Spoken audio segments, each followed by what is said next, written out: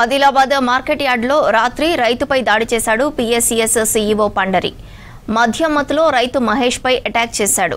బాధితుడి కంప్లైంట్తో పోలీసులు విచారణ చేపట్టారు. తనపై దాడి చేసిన అధికారిపై చర్యలు తీసుకోవాలని కలెక్టర్ను కోరారు రైతు మహేష్. గ్రామం నుండి పత్తి తీసుకురావడం జరిగింది మార్కెట్ యార్డ్కు. పత్తి మార్కెట్ యార్డ్లో కాట అయిన తర్వాత జిన్నింగ్లో పోయి ఖాళీ చేసుకున్న తర్వాత ఖాళీ కాట చేసే సమయంలో మరి మార్కెట్ సీఈఓ ఇన్ఛార్జ్ అట పండరి అట ఆయన పేరు.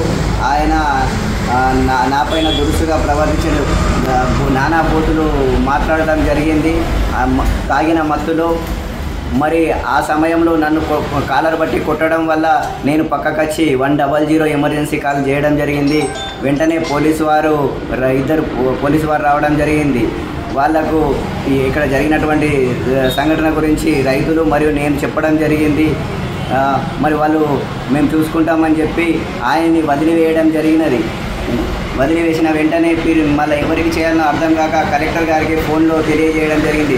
సార్ ఇట్లా మార్కెట్లో తాగి మార్కెట్ మాది అనుకుంటా నానా బూతులు తిడుతూ నన్ను కొట్టడం జరిగింది. వారిపైన చట్టరీత్యా చర్యలు తీసుకోవాలని తెలియజేయడం జరిగింది.